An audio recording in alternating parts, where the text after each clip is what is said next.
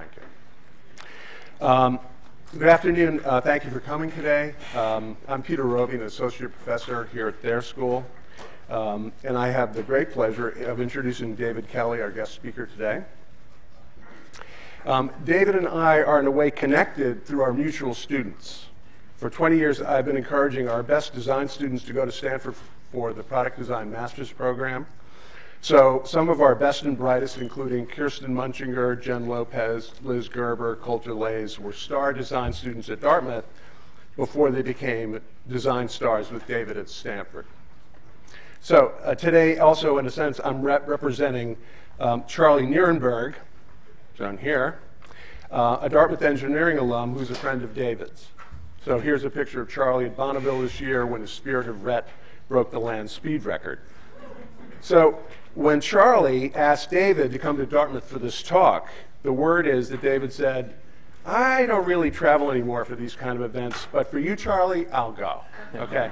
So we get to say thank you to Charlie. So David Kelley is the founder and chairman of the design firm IDEO and the Donald Whittier Professor of Mechanical Engineering at Stanford University. In 2004, David led the creation of the Hasso-Plattner Institute of Design at Stanford, also known as the D.school. He has a BS in electrical engineering from Carnegie Mellon and a master's degree in design from Stanford.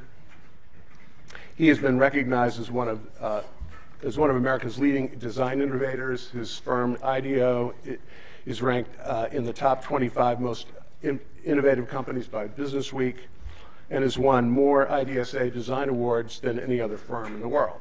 Okay. So with that, I'd like to introduce David and say thank you so much for coming.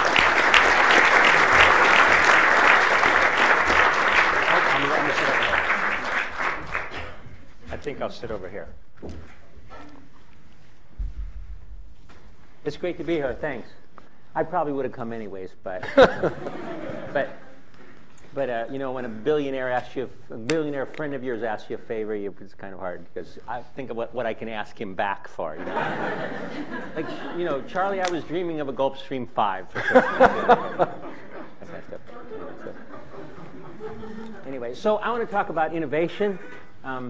Innovation seems to not go away. As through my career, I've been a professor at Stanford for 33 years, and all kinds of things come and go, but innovation doesn't. There's a reason for that. You know, it kind of drives our economy and drives our passions, and so I'm really interested in innovation and how it happens.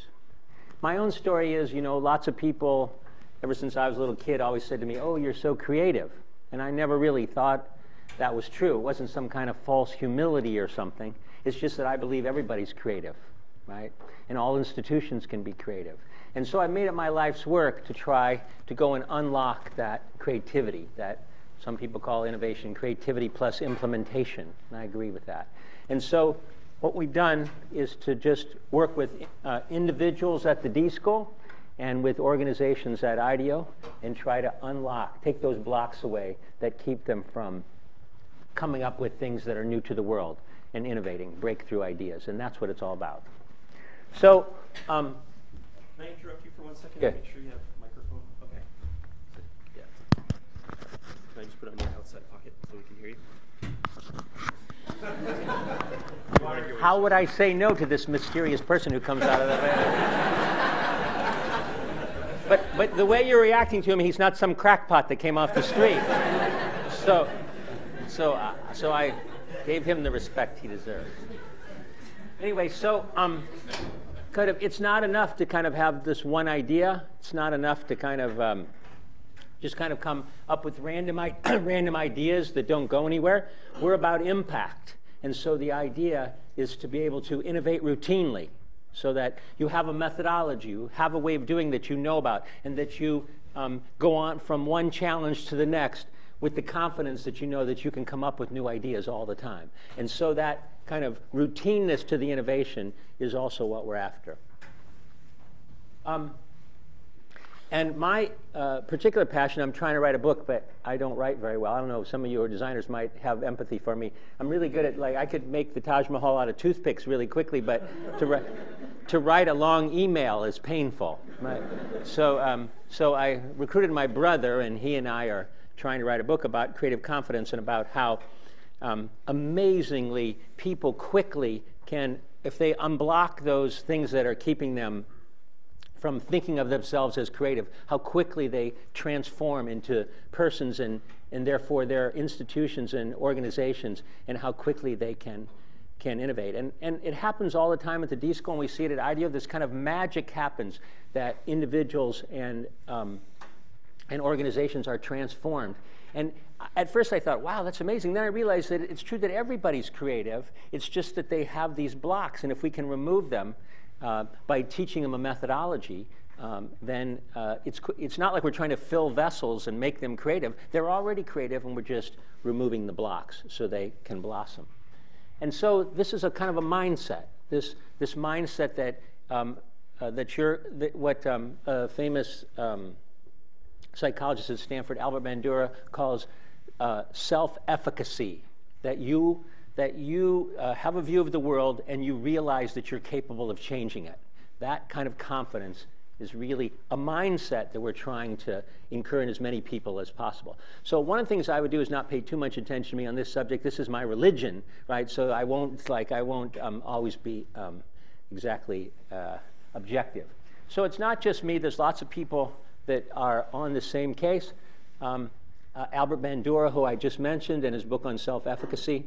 Carol Dweck, about open mindset and closed mindset kind of thinking. It's a fantastic story. After reading her book, I completely changed the way I parent my 14-year-old daughter. And David Brooks. And David Brooks is a New York Times reporter, and he has a fantastic book about trusting your intuitive mind.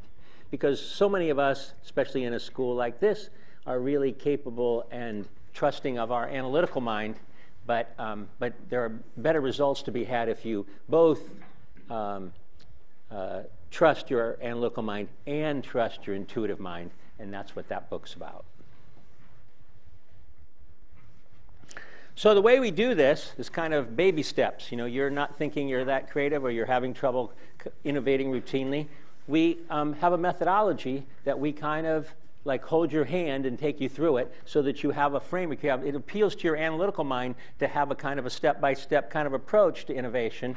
And so you will make it your own. We just help by getting you started, and you will change that methodology so that it fits you. But we find that if we can get you to hang your hat on some kind of step-by-step methodology, that kind of is empowering enough that you build confidence and you go out and change your organization or change your world.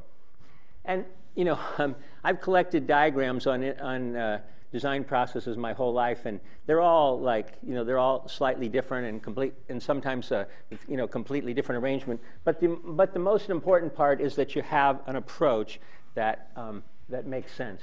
We call this design thinking. This was a really cathartic moment in my life. Mostly we called ourselves designers. And it was really funny because I call myself a designer. If I went to a dinner party and I'd say, they say, what do you do? You know, the doctor said he's a doctor, and the lawyer says lawyer. And I said, I'm a designer. And somebody would say, oh, how do you like my drapes? You know, I'm thinking, well, I'm not that kind of designer, right? So anyway, and so we eventually changed the name of what we do from design to design thinking. And it just makes so much more sense, because what we care about is this kind of methodology around innovation. How do you go from, how do you pick different directions, and how do you be mindful of that process? And so it's really made a big difference to call ourselves design thinkers, especially for my students who kind of weren't the best drawers or the best with color or whatever. But they are really good at how you innovate routinely. And so thinking of them as being experts at a methodology rather than experts at some kind of talent-based design. And so that's really made a difference at Stanford, and at IDEO for that matter. So I thought I'd talk about design thinking and some of the parts of design thinking just kind of randomly. I'm pretty nonlinear, so don't expect it to go kind of step by step here. But I thought I'd talk about it. Most important one is human-centered design, where in most innovation organizations you'll see they usually have some kind of approach that involves coming up with a new technology and then pushing it into the world, or they have some new business idea and they push it into the world. We try to come into innovation from the point of view of building empathy for the people that will use the things, the devices, or the services that we use. And we find that's kind of undermined, and when you can build that deep understanding of people and understand their kind of non-obvious latent needs that they have, then we have a leg up in that we kind of know that they'll want this, whatever it is, of design of a product or service, and so all we have to do is go about doing that. But once we really, really have deep empathy for the people we're using, we seem to find innovation much easier to do than if we just started out by kind of planning. We really think, you know, kind of a bias towards action, jumping in and understanding, get into that messiness. Most companies find it really trouble, even with for the users of the products that they actually use, very hard to jump into the messiness of humans and all the things that they tell you that you don't want to hear and all the odd and weird ways they use your products. And so we think of it as human-centered design. So this is Christian Cesarian. We're in a hospital trying to really understand the experience of being admitted to a hospital and getting treated. We first suggested that we fake that we have a heart attack and come in. They didn't think that was such a good idea. And so we faked breaking a leg, you know, that we fake a leg. And so we'd come in and we just, you know, live the experience of being admitted to the hospital. And so we do this in a video way, a video ethnography way. So what happens is you take a video camera and you take it with you, and usually it's a team of things, but in this case, because the way it was we were doing it, he used it himself. So you get back and there's hours and hours of video, but guess what the video's of? The ceiling, right? So you got the hours and hours of adult, that in itself. The other thing I thought was interesting is that nobody asked him why he had a video camera up to his head. That could have been it. That could have been his problem. He had a video camera glued to his head. No. So I think that's because they didn't really want to engage that much. But anyway, when you it's core to our methodology that you jump right in. You wouldn't believe what we learned from an exercise like this. You know, who comes up and talks to you? They ask you questions like, "Did you talk to Dr. Schwartz?" And you have no idea who you talked to, and so we can have solutions that are like different uniforms and you know, baseball playing cards for the doctors so you know who you're talking to, and you know, aspirin machines in the emergency room, and half the people will go away after they get a free aspirin. You know, there's many. It's easy to innovate when you come up with that. Another one recently is called the Keep the Change. We were asked by Bank of America to look at a certain segment of the population. Make a long story short, we came up with this idea together with them to make keeping your checkbook and saving easier, and so we rounded all the numbers up. So you only saw whole numbers. Instead of subtracting $12.16 from $18.14, which nobody really wants to do very often, we rounded everything up, so you're only seeing whole numbers. Then we took the money that we stole from you because we rounded it up, we put it in the savings account, which turns out to get people started in a savings account. They said, "Oh my God, a savings account." The bank's matching it, by the way. So your savings account's growing, and you had never had a savings account before, and now you have a savings account. It's got money in it, it's growing, and you're not doing. I mean, it was just cathartic. 12.5 million new customers in the first couple of years of that project. So again, it was just from being empathetic, watching people, ask them what they felt about their money, watching what they had trouble with at home when they were doing it. But it just required the messiness of the action to go into the home and see what was going on. You'd be surprised what you see in people's homes as you go to these things. I'll tell one more story. Caulk. Okay, so if Brian, who's sitting here, got the project, he wasn't on that project, I don't think, but he got the project of, you're at IDEO and you think of yourself as a hot designer from Dartmouth, and somebody says to you, "Okay, Brian, your project is caulk." Right? You'd be saying, you know, couldn't I have curing world peace or something? I really didn't want caulk. But in the case of caulk, it turns out to be a fabulous project for the people. So if you know about caulk, if you go at home and caulk, somewhere in the house you got a couple of these big long tubes of things that are all dried up, and there's a metal thing on the back of it that squeezes it, and then you go to the next time you have a project, you go to the hardware store and you can't remember what you got, so you buy another one of those metal things and caulk, and pretty soon you got a dried up caulk with metal things attached to them. Anyways, So when you go into people's homes and see that, you find that pretty quickly. And so in the end, this is the client is GE. We end up making caulk singles. You only need a little bit of caulk. You're only going to, like, put a little caulk around the kitchen sink or something. And so we made this very clever little spout that just puts a line of caulk down perfectly, no matter kind of what you do. And they're selling at the kind of front counter. They're selling these things of caulk. Guess how much more caulk you sell, or what the margin is on a little piece like that, rather than selling those tubes again, right? So big success, and it really has to do with just understanding the people.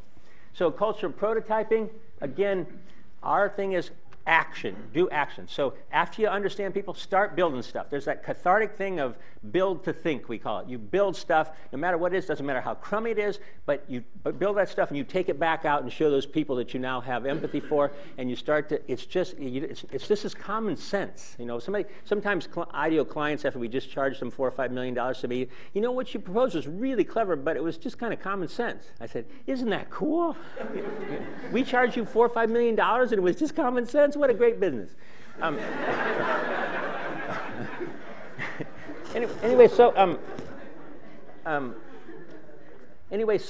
So the idea is just build, and the crummier the prototype and the quicker you can get it, the more prototypes you do on any given problem, the better success you have. Think about it. If you can get everybody who's involved, all the stakeholders, the people, the people who are going to use it, the people who are going to buy it, your mother, the administrator, but if you can get all those people to be shaking their head yes, you got something. And the way you get that is they didn't shake their head yes the first time you showed them something, but you eventually just do this very iterative process. So here's one that I like. We do a lot of work for Children's Television Network. We have for a long time. It's really fun to work for Sesame Street. Like I've seen, that there's actually 2 guys working Elmo and stuff like that. This is, and we do lots of iPhone apps now. It's actually a easy and good business. And so this is an iPhone app that we did for Children's Television Network. And think about it, like how are you going to do quick apps? It's a lot of coding and stuff. It takes a while. It's pretty quick, but it takes a while. So how are we going to do it more quickly than that so we can quickly get to the thing? So here's what they came up with. Oop, I want to go back. I hope I can go back.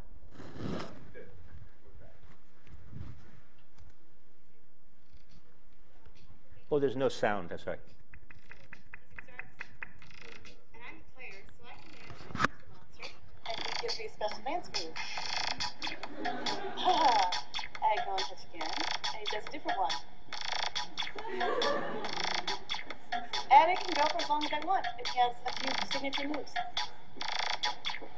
And when I've had enough and I'm done dancing, I touch the back button, and it pauses and the music stops.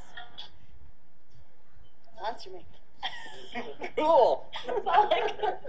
Come on, that's all I can. Wow. Right. Right. So what they did was just pick a big piece of cardboard and then they act out. All the apps are acted out in front of this big screen and we film them, right? No coding involved whatsoever. There's no. You don't need a computer scientist. You just need a piece of cardboard. Right. So and then at the D.school, we have a class called Launchpad. A Launchpad is a class where you come up with an idea and you try to make a project and take it. So these 2 guys, Akshay and Ankit, it's a 10-week-long class, and they decide that, I think they just took the class because it fit in their schedules. I'm not sure they were like that motivated. Anyways, but they came and into this class from computer science, and they looked at news aggregation. How you get your news in the morning, right? And they followed the process, and they were in people's homes, and they were trying things, and they were really good at getting prototypes on the web. They just prototyped all the time. I never saw anything like it. It was really great. And so it's a 10-week class. Week 5, they went live, right? And they're the best-selling iPad app in the world. Best-selling iPad app in the world. And week 5. In that week, the 5th week of the class, they got sued by the New York Times, and they both got offered a job from the San Jose Mercury News. So they had a big week, those guys. Now they're a big funded startup in Silicon Valley, big deal and all that kind of stuff. Storytelling. So if I had to say one thing that's changed the most in the Stanford program is about storytelling and video. We have a monster shop facility. You wouldn't believe the kind of shop facility we have so we can make three-dimensional prototypes.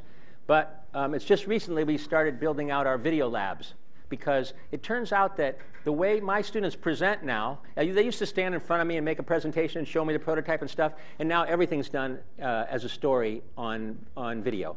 You know, we pop some popcorn, we load up the computer, and we just go through the projects one at a time, 2-minute-long videos, right? Because the video is so powerful at painting a picture of the future with your ideas in it, right? So what we do, I think it's because we watch so much television or movies that will, you know, we can like easily suspend judgment and believe that, you know, things jump up in the air and turn into trucks and then land on the ground and kill people. I don't know, but so storytelling has become part of our expertise, and making quick videos has become a part of our expertise. So videography is as much a part of us as the 3D printer or the laser cam at this point. And so we get our ideas and we put them in the world. So it used to be that it was okay if I had something, I'd take this, I made this in the machine shop, I put a black cloth on it, and I'd come and I'd pull it off and I'd say, wow, isn't that cool? And it doesn't make any sense at all now. You have to make a video of what life's like with using this thing, what the experience is of having this object that I made in the machine shop is going to be like. And so it's all about storytelling. So this is from IDEO. A project where we were just telling stories about the future of the book. We had some ideas about the future of the book, and we decided that we would tell some stories by making videos. And so if I can make this play, there we go.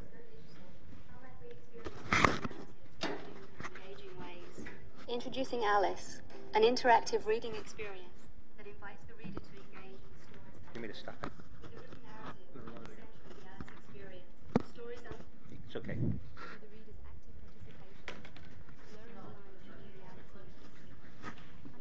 Anyway, it doesn't matter. The point of this is it's a quick video about the future of a book where, you know, there's interaction with the book in a way that, you know, you change the story. The story changes by your interaction. And when you're at a certain location, you know, the story changes based on the location at. So it's interactive with the world, right, in that kind of way. So, see if I can do it.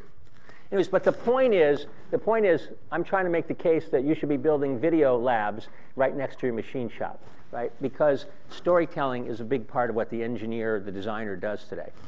And then radical collaboration. We basically don't, you know, design innovation is a team sport, not an individual sport. We've treated it like an individual sport for a while, but it's a really team sport. And I think that what correlates to success is really based quite a bit around how diverse the team is. You know, people have different ideas from all over the place. You put them in the same room, they come up with new-to-the-world stuff because no group has ever built on each other's ideas like that before. It's really important that the teams work in a way where they build on each other's ideas. You know, normally what happens is somebody has an idea, somebody else in the team says what's wrong with it, and they look really smart, and everybody says, wow, look how smart the guy is. He just told him what was wrong with his idea, right? Instead of somebody has an idea, you have an idea about what's wrong with it, but the next thing that comes out of your mouth is a build on their idea based on your insight about what was wrong with their idea, right? And you've improved upon it based on your based on your intellect about what was wrong with it, but what comes out of your mouth is the new idea that built on it. And people just build in that way. So if you have a diverse group and they build on each other's ideas, it turns out to be, it can be fabulous. The way that you can innovate. So the hardest group I ever had to put together to have this kind of radical collaboration was a bunch of professors at Stanford. We had this thing called the D.school, and I started it and had chose my best friends from each of the different schools. They'd never worked before. They never worked together before, and they basically fought all the time. But the cool thing is they fought in front of the students, and the students loved it. The fact that there was no right idea and that the faculty was at each other made the students be able to interact more easily because it wasn't this kind of sage on stage kind of feeling like we have right now. It was total kind of collaboration, infighting, and so many wonderful things came out of that. The professors started debriefing their classes right after the class, and the students would watch. So transparent for the students, for the professors to talk about how good the class was or how bad the class was, and I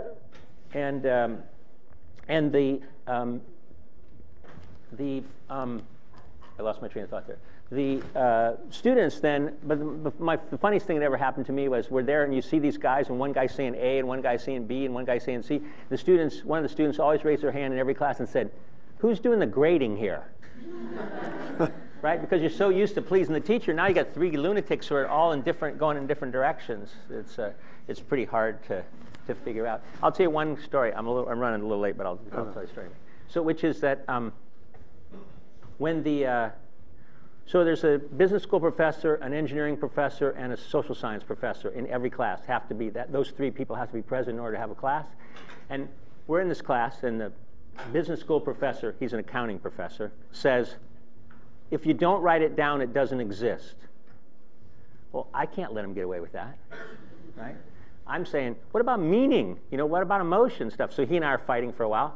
And then the psychology professor says, "What do you mean by exists?"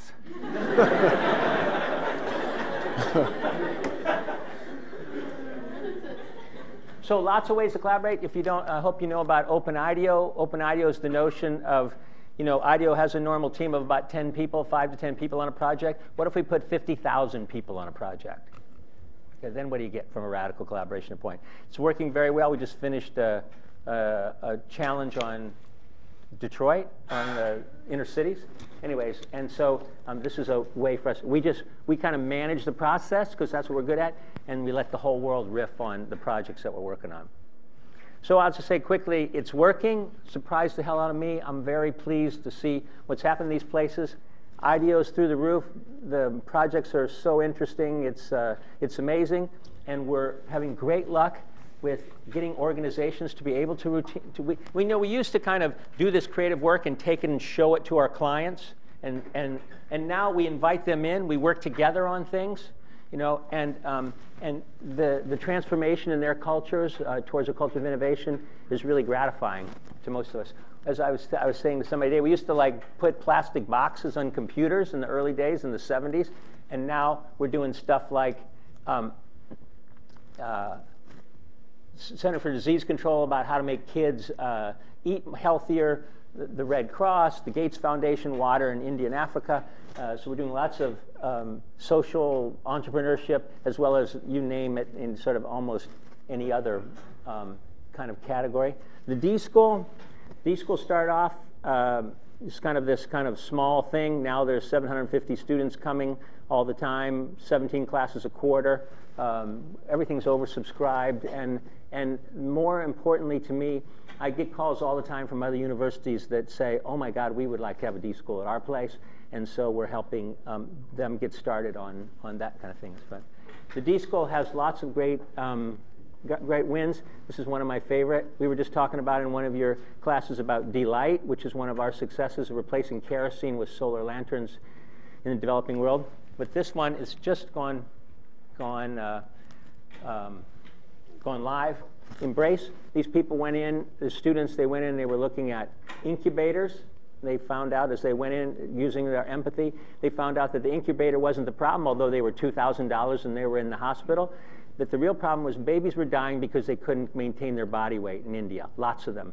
And so like 1 million of them a year. So they, what they found was that they couldn't maintain their body weight, and they couldn't get to the incubator in time anyways. They were out in the rural areas. So they were born prematurely. They didn't have enough body. If they were just kept warm long enough to gain body weight, they would live.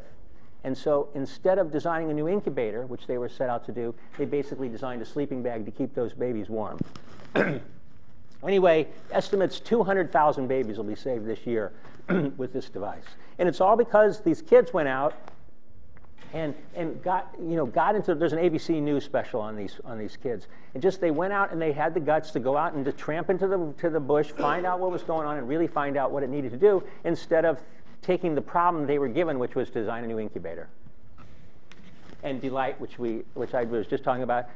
They found that kerosene was a real problem. Tried to replace kerosene with solar lanterns. Anyway, so that's my deal, is trying to get individuals and companies to innovate routinely, and we think the way to do that is to unblock their natural creative abilities through design thinking. Okay? Thanks.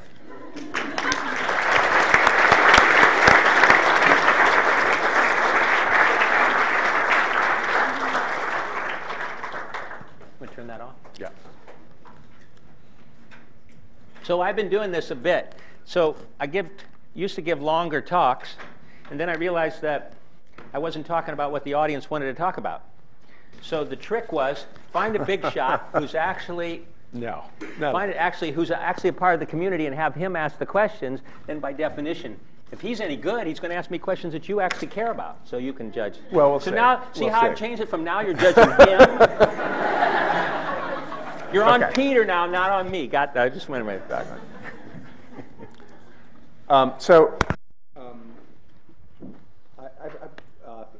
thought about some questions that I thought would be interesting to see if we could explore a little more about the Stanford D.school. So you started the Stanford D.school in 2004 with very little. You now have 800 students. We were in a trailer. That's right. Let's talk about that. Well, let's talk about the early days. Okay, the two white trailers and faculty coming on the weekends to make furniture. To build the stuff. No, so for a long time, I've had this notion that I was not the kind of, tenure's a wonderful thing. There's the dean. Tenure's a wonderful thing. I don't have to listen to what the dean says as much because I kind of have this tenure thing. So everybody's trying to win a Nobel Prize, and they're going very deep in my department, and we're winning plenty of Nobel Prizes and all that stuff. But I like the idea of teaching with other people in my department. I'm kind of tired of teaching just my students in my department. And so I start teaching just for fun. I started teaching with professors in different departments, people I've met at the faculty club or something. So I'm teaching with an art professor, I'm teaching a class. I'm teaching a class with a computer science professor. I'm teaching a class with a business school professor. And it really kind of feels like a hit on something because, so now I bring my students, he or she brings their students, and now it's really fun because it's just new. It's just exciting to see that they come up with different things. So I decided this would be a good thing to do for the university. We'll have an institute, and we'll scale this up, and we'll have lots of professors from different schools, and we'll have students from all over the place and people from outside, and just this dream of a place where we're teaching this kind of creative confidence, this kind of design thinking to everybody, and that they'll like it more than just staying home and doing the thing that they normally do. And so I picked on old guys like me mostly for the faculty. And so Stanford thought it was a pretty good idea, but so what, right? Anyway, then this guy named Hasso Plattner, he's not a Stanford alum at all. He started SAP, the big software company, and we were sitting around talking one day. He was an IDEO client, and I was sitting around talking. We were talking about what we were passionate about, and I was telling him I'm passionate about this, innovating routinely stuff. And he said, well, I really like that because that's the way I got SAP started. I had empathy for the users. I went and lived, I sat by the water cooler and listened to what they needed before I designed the software for them. He thought that would be really good. And so he said, I'll help you. I thought, that's nice. I went home, and I was talking to one of our development officers, and they said, when a billionaire says they'll help you, call them back. Right? So to make a long story short, I sent Hasso a list of what I needed. $35 million worth, and he said, okay, which made me wish I had said $85 million, just to see if he'd have said okay to that. But anyway, so you can imagine Stanford liked the idea for a design institute much more now that I had $35 million. We renovated a building, but while we were renovating, we didn't have anywhere to go, so I went, and the dean and I walked around, Jim Plummer and I walked around the campus to stuff, and we couldn't find anything except this double-wide trailer out on the outskirts of campus, which had a bunch of computer routers that were dead in it and stuff. And so that was the first D.school. Faculty came in on the weekends, we tore the stuff out, and we made it in D.school. And I don't think we had any more fun in that than we do in our fancy smancy, $40 million building, because it was just like we were just there, and it was raw, and it was a startup, and we were having a great time. So I heard you actually came in on the weekends to build furniture. We did. And you like build experimental furniture We to figure out what would work. We can plug our new book. The D.school has a new book called Making Space, and it's all about our transition of. So what we did was we decided we would move every year for the first 5 years because we knew it was going to take a while to renovate our building. So we purposely moved to another space, even if it was a crummy space. We moved to a new space. Each time we donated the furniture to a K-12 school in the local area, and we built new furniture so we could learn like what would work and what wouldn't work. And we're very happy with our premises around the space is first make it not precious. You got to be able to spill paint on the floor, just like, we write on the leather sofas. I mean, it's non-precious. We got to lower the status between the faculty and the students so they feel more comfortable. So there's no kind of going to the faculty's place. The faculty come into the student spaces and they kind of clear a space, and the faculty person can sit and talk with them. We believe that space matters quite a bit in doing what you need to do, and so this is our 4th iteration. The big problem for us is we've moved into a big facility, and we're going to stay there for a while, I would guess. And so can we keep it fresh and vital without throwing away the furniture every year? We'll see. Yeah, that's very cool. I think that with the D.school, you've really developed a model, I think, for innovations that could be used by liberal arts universities. So if you think from the big idea that universities are multidisciplinary institutions in which faculty and student focus within their departmental silos, but don't talk to each other much, somehow you've found a way to sort of unlock the power and potential of bringing all those people together. So can you talk a little more about how you actually did that? How could you encourage faculty to be involved?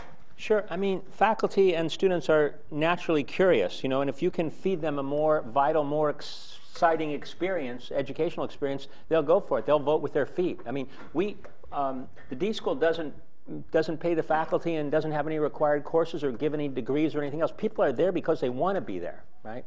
And so the deal is that this kind of what we call radical collaboration. The faculty and the students both learn from each other in a different way. I mean, I don't know about you, but I was an engineering student, and when I graduated, I was really surprised that there were these people called business people who were driving the bus in the world. I thought it was going to be who was the most technical person in the world, and it turns out it was I would have benefited a lot from hanging out with a business school student when I was students. And so the students and the faculty really believe that this is the right way to go. I really had, the faculty, I don't want to sugarcoat, the faculty really had trouble getting out of the mode of doing the thing that when they were completely in control and going to a place where there are multiple faculty teaching a class was really hard. And the students do much better, but it's hard for them as well because their worldview is now rocked. There's other points of view that are just as important as theirs. But we've gone through, as I said, the big change was the debriefing the class, each class. I mean, so you have 3 faculty instead of 1. I don't know, but before I started doing this, I would give my lecture.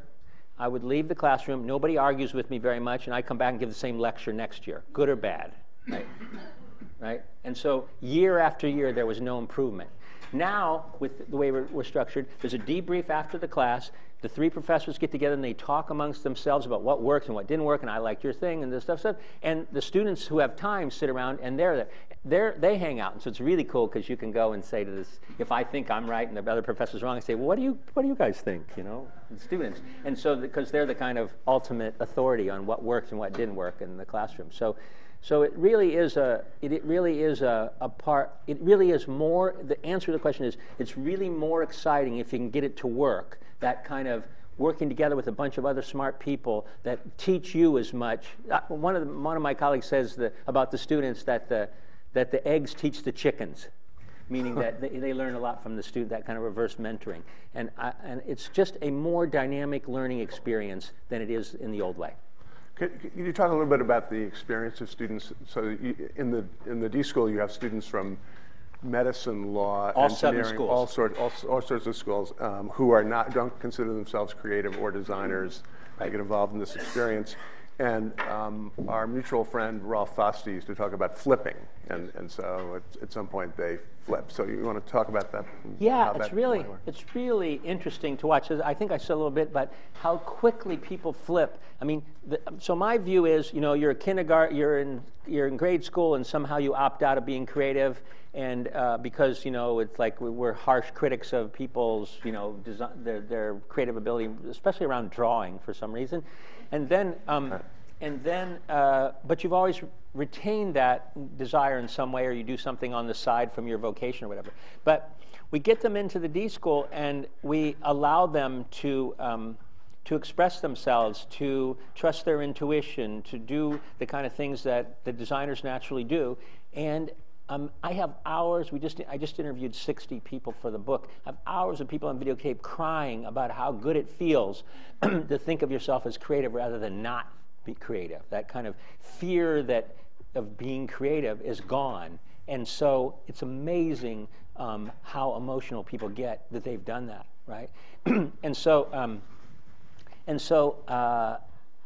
think I said it before, but I wish I understood it completely. But what's happening is they're naturally creative, and they have these blocks, and we take the blocks away, and so they immediately go to that place, and that's pretty amazing. And the David Brooks book is about that as well, that how powerful your intuitive mind. You think about your intuitive mind. If you're just using your analytical mind all the time, think about the power of your intuitive mind. It's all based up on your experience, and it's kind of this synthesizing mind. Do I sound like I'm from California now?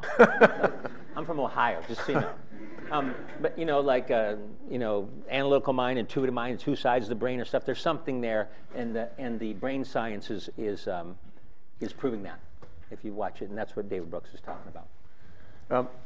I think typically universities are nervous about creatives. Yeah. Creatives. Yeah. And I think one sort of measure of how effective you've been, though, is the fact that John Hennessy a few years ago thought that students having a creative design experience should be a requirement like learning a foreign language. Yeah. So that was sort of an astounding thing. How did you do that? Yeah, well, at first I thought he meant, this is our president, at first I thought he meant that everybody had to go through the D.school, and I was trying to figure out how I was going to jam 15,000 students for the D.school, but that's not what he meant. But it is true that when we do these innovation centers, once in a while we'll do some somewhere else. We did one in a grade school in Burlingame, California. It's called the Nueva School. And we put an innovation center there, and it was surprising how much the Spanish teacher and the English teacher and all the teachers ended up using kind of our methodology in the space. Because I think most people thought like the art teacher would use it and the science teacher would use it and like that. But the truth is, it is a mindset. It's a kind of a way of being open to possibilities. It works perfectly well in Spanish class or history class to be open to those kind of possibilities. So it's really, that's when we really get into this kind of intuitive mind kind of stuff. So it was wildly successful, and it does seem to work best in project-based stuff. So anything that is a project seems to really come off in this K-12 Learning Center. And the teachers are really hungry to do something because they see the creativity being trained out of the kids or lost in the kids. And so anything that pumps that back up. I love K-12 teachers. If it was my world, I would flip the salaries of like professional basketball players and K-12. Let's pay the K-12 teachers $40 million a year and pay the basketball players $30,000 a year. They'd still play, by the way. And anyway, that's my. So I think it'd be interesting to talk for a minute about what it takes to develop a truly effective culture of collaboration. So we know about the problem of groupthink, and in design there's the famous red flag. A camel is a horse designed by committee. Yep. Right. And at IDEO you have the model, none of us is smarter than all of us. Right. So can you sort of... Yeah, no, it's really a team sport. It's really like, if, like the creatives, like that one person, the creative genius did this, and everybody else supported him. It's like, I'm not thinking that Michelangelo was the only one painting the Sistine Chapel, but I'm not sure. And so we really, you've had this life experience, right? You've been on a team or you've been in a group, and it came out so much better than you thought it was going to come out if it was just you, right? I mean, we all have our insecurities, but I don't mean that. I mean that really that people were in the group were doing things that you couldn't do, and they made you better, and they had an idea and you built on it, or they brought some expertise together that you would have never thought, and you went in their direction, it was better. So once you've had that experience, I don't think you'll ever go back to thinking it's all up to me. My first boss, I worked for the Boeing commercial airplane company right out of school, and my first boss, I remember I was having trouble trying to figure it out. I went to my boss and I said, I can't figure this out. I'd like to go out into the shop and look at the airplane and try to see what was going on there. And he said, no, you're just going to have to go back to your office, your cubicle, and work harder. And I thought, I'm pretty sure that me working harder is not going to go. Can't I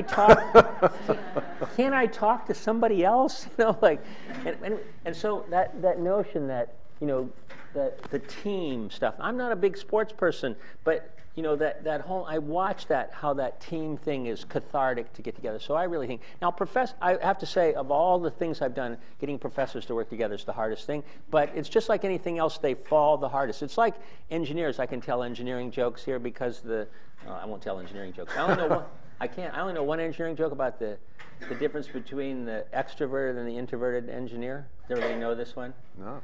So when two engineers are staring, the introverted engineer stands looking at his feet while he's talking to you. The extroverted engineer looks at your feet.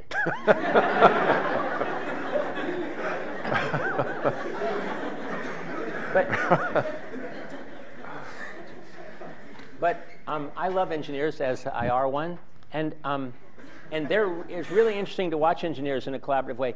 When our human factors people take an engineer out to do an observation and they build empathy for the user, they're so, engineers, in my opinion, are such kind of empathetic people. It'd be hard for them to go out and talk to the people, but once they see their need, you meet a guy in a wheelchair, you meet somebody who's in an old folks home, you meet, once the engineer sees that problem, feels that problem, they're hell-bent on curing it, right? And so that combination of the gregarious human factors person who takes the engineers out into the field to see what's going on, that collaboration is happening at IDEO every day. It's lovely. Yeah, that's great. I guess my last question is, what advice do you have for students preparing to be future leaders of innovation within a university setting? Okay, so. I believe in the same thing, this bias towards action. Just do a bunch of stuff. Don't worry so much about whether you're doing the right thing or how your career will go. Do more stuff. More hours, building stuff, more hours talking to people. It's all about, to me, it's all about having those life experiences, right? And when sometimes my students are stuck, I say, well, just walk around San Francisco, be inspired, because what you're trying to do as a student, in my opinion, is building passion for something. What were you put on earth to do? And that involves building passion for something. If you can do that, then all this stuff about taking the right classes or getting the right internship or whatever it is. So, and the only way you can build passion is to experience a lot of stuff, because it's not clear. I have so many students that are doing what their parents want them to do. It's like. And I think that looks good to them, but feels bad. I think you ought to feel good, right? And you feel good when you're following your passion. You're just doing something that really fits with you. And the way to do that is to do a lot of stuff. Shop around, Don't just do what's right in front of you that seems to make sense, because you might discover something. We have, you're thinking you're a car person, and you run into a guy, and he's putting metal in people's joints, and that really appeals to you. Right? But you didn't know. You didn't know you were that was going to be fabulous until you kind of get near it enough to smell it and see what it's like. Good. I'm not sure we should end on that. I'm not sure we can either. So, all right, here's one last question. So, back to the D.school model. So, yeah. So you really come up with this breakthrough model for the. I didn't realize at the time. You did. So, have you thought about how it could be scaled? Yeah. and exported. Yeah. Yeah, I mean, I think it's pretty easy, except for the radical collaboration part. Getting people to collaborate is so hard. But, you know, people are always calling from different universities and saying we'd like to start a d.school. And one of the things, you know, I was never that big a Stanford fan, meaning that since I was from Ohio and I didn't know where it was, I thought, when I left for Stanford, I thought it was in Los Angeles, to tell you the truth. I mean, when I got in the car to go to graduate school, I thought it was in Los Angeles. I found out somewhere along the way that it was in Palo Alto. But one of our biggest contributions is that lots of universities look to Stanford, that if you do it at Stanford, it might be okay to do it in my university, right? And so we get those calls. Thank you very much. I now have permission from the president or the dean to start something that looks like a D-school. Can you help, right? And the way we help is presently is like, we invite 100 of them to come to a workshop, kind of on a drumbeat. We're having these people come in, K through 12 teachers and university professors, and we're doing it. But we're now trying to do things more and more. We're putting all of our content up on the web. Like, the thing we could really use help with is, how do you transfer an experience? You take a thing like TED. I've been to TED 26 times.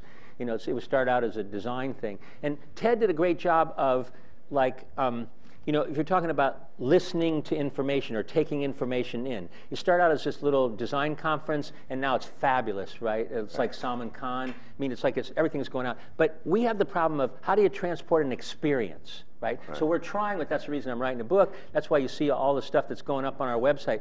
We need to be able to transfer an experience to people, and how to do that. And so far, we hope that we can get as many places going as we can. But it's too intensive. So one of our students, Liz Gerber, and one of your students, Liz Gerber, she's in Northwestern. So we expect we'll flip Northwestern to having that kind of point of view and different places. And so I don't know, but we're trying to. So that's one of the reasons I'm writing this book, or trying to write this book, is how much can you do with just reading a book? How much can you do by looking at a website? How much can you do, with a kind of a TED-like X experience? So I don't know the answer to how you do it, but now's the time, and it looks like that it's catching on, and people want to unlock that intuitive mind, and they want to feel like they're creative people, and their organizations want to be able to innovate routinely, and that looks like it's happening in a big way. Great. Great. So let's go to your questions, okay? Your questions next. So, Daniel, you want to? So, because we're recording this, ask your questions. Daniel will repeat them, so that we'll make sure we get them on record. Okay? Okay, that's good. It seems like a Saturday Night Live sketch, where the guy says, Right. Okay, go ahead. Yeah. You touched on this a little bit, how your company has sort of changed over the years. What do you think are the biggest changes maybe in the last year, and where do you see the changes in your company, or maybe in the kind of work that you're going to be doing over the next couple of years? So you did well enough that I won't repeat that one. If other people are quieter, maybe I'll repeat that. Okay, yeah. So the honest answer to that question is may sound a little arrogant, but design has become more important in the last year or two, right? So we have less resistance to. So I'll say the big change for us is my part of the world is all about startup companies, Silicon Valley, right? And so that's what my students aspire to do, is join a startup company, be Google, the Google twins. That's what everybody wants to be, like Akshay and Ankit at Pulse. And so in the last few years, when there's a startup, there's a role. One of the founders is pegged to be a designer, to be a design thinker, right? It wasn't ever before. There was a marketing person, a technical person, stuff. But design thinker is on that list of things that everybody wants in their startup, right? So that's the big change. As far as methodology, the truth is, we designer types have been doing this methodology the same way for a long time. And so methodologically, we're the same. It's just that it's being more accepted. Like when we started out, we would say, we want to go out, phase one, we want to go out and interview your customers, and we want to go watch them and videotape them and stuff. And then we'll do the next step, which is, build this thing and stuff.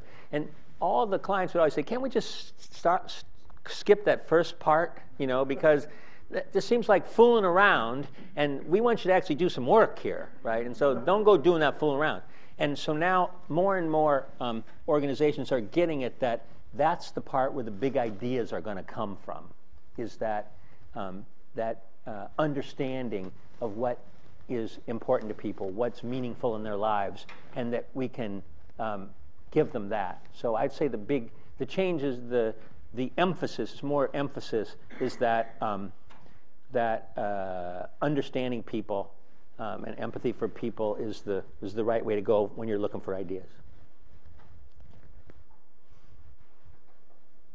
Who's picking? I'm picking? I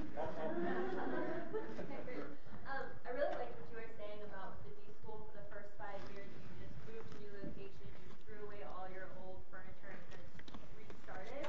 How do those principles apply to an organization? I mean, an organization that's not willing to throw their furniture away? No, I mean, do you throw your business model away every year, or? Yeah, well, I used to think that big companies were crazy. A big company always was having a reorg, and I thought, why would you do that, right? And now I understand it, right? Is that it's kind of breathe, you just kind of break the present bonds and putting new bonds together in the hopes that they'll result in new vitality in the company.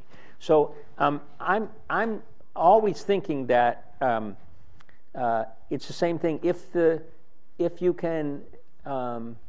can understand what people value in a culture, then you always should be experimenting. So when we try something new, say we pick a bunch of lawyers and we're trying to get them to move out of their private offices into a big open plan. Think about how hard that would be, right?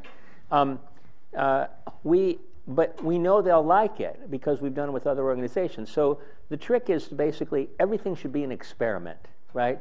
If I'm senior management of the company, I want to make it clear that I'm not saying you have to do this. This is not. I'm saying, look, we got this idea for an experiment. We're going to try this. If it doesn't work, we'll go back to the old way. That's so much more palatable a change because people don't like change. I don't like change. I'm a 60-year-old guy. I like my habit. I'm in my habits, and the habits are really strong.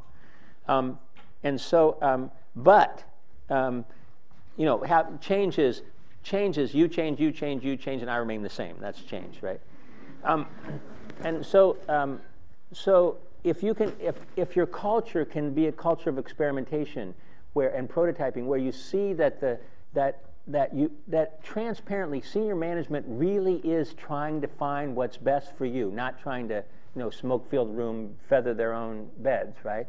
Then it works, and they won't go back. The lawyers won't go back in their private offices. They'll like the new version. If you're right, I mean, in some ways, it's true. You are experimenting. You don't know whether that's going to be best for the company or not. So a company that feels but the experimentation has to be transparent. It can't be that senior management, came up with this experiment, and here it is. No. It has to be real, that basically people have had their say and people you respect were on the committee and all that kind of stuff. Yeah.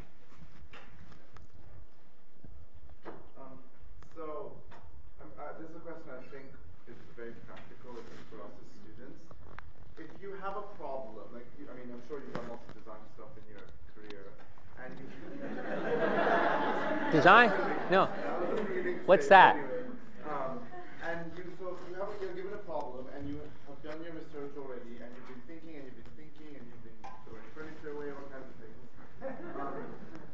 And then you hit like a designer's block moment, or the writer's block. What is your favorite strategy to try to combat that? Right. My favorite strategy is always to get to a different culture. Right? So get to a different culture. So we're trying to figure out how to do something here. We go to Japan. Right? And it's just done so differently. I was talking about the students at lunch about pumping gas and how differently they pump gas. And we were stuck in a paradigm and stuff, and you go there and you say, oh my God, that's another way to do it, right? So it's that variety of doing this stuff. So you can talk to somebody else. I tell my students to go walk around San Francisco. It's just like different than Palo Alto by a lot. So you're going to have, if you're doing design, you're going to do a better design if your worldview is bigger. So make your world bigger, right? I'm mostly government student, and I think for me, especially your 4 points at the beginning, we're basically describing kind of everything that's missing from politics right now. I'm Can't hear. political media, and what I've seen is that political media is just completely lagging behind, both in application of new technology, but also the type of thinking that you laid out so well here. I'm kind of wondering if you know of any people who are working on using sort of this kind of model for working on more political problems, or if you anticipate that kind of, the new media is kind of, it's got to kind of catch up to politics. No. I heard the middle. I didn't hear the beginning or the end. You saying that in the political sphere, he's wondering if anyone's trying to use the same strategy, because everything that you mentioned at the beginning of your talk seems like what's missing from government right now. And so he's I have to say that IDEO hasn't been didn't do much in government, and recently we're doing a lot in government. We have a group called Systems That Scale. Isn't that what it's called? IDEO people? Okay. And there was a big article in Metropolis magazine about our work there. And they are a tough group, but we find them incredible. I don't know if this is typical of government stuff. I think you really want to talk about media, right? But in government, we do a lot of things. In Washington now, we used to ignore Washington, and I thought it was kind of like wrong to ignore Washington because they do actually make a big difference, right or wrong. The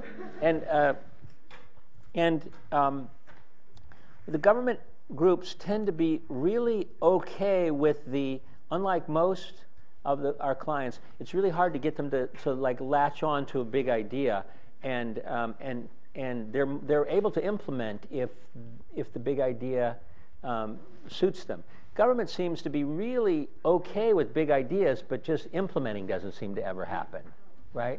So it's kind of a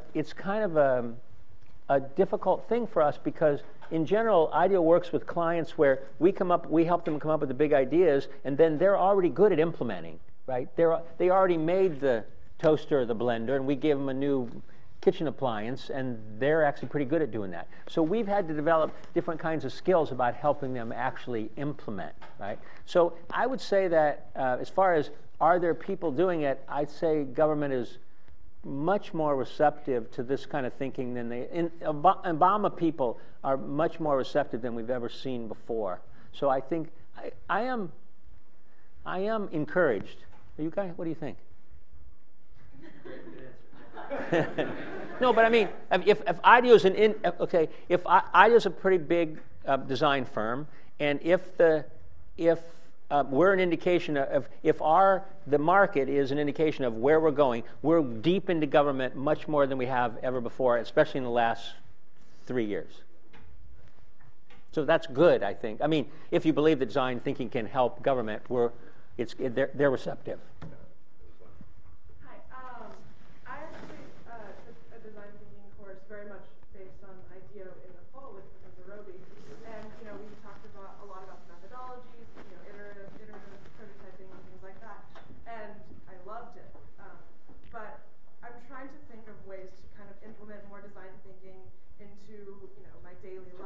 Sure. Student schedules, craziness. Sure. Do you have any advice for sure. doing more of that? Yeah. So yeah, that's one of my favorite things. That people report that they take a design thinking class and then they're throwing better dinner parties. And frankly, I'm not sure whether that's more or less important than curing cancer. Like if everybody had better dinner parties, that might make the world a better place. And yeah, it's the thing I can say is the thing about design thinking that appeals to people in their personal life seems to be the notion that they they feel free to come up with more options before they make a choice, right? And we know that you make, Linus Pauling or somebody said, you want a good idea, have lots of ideas, right?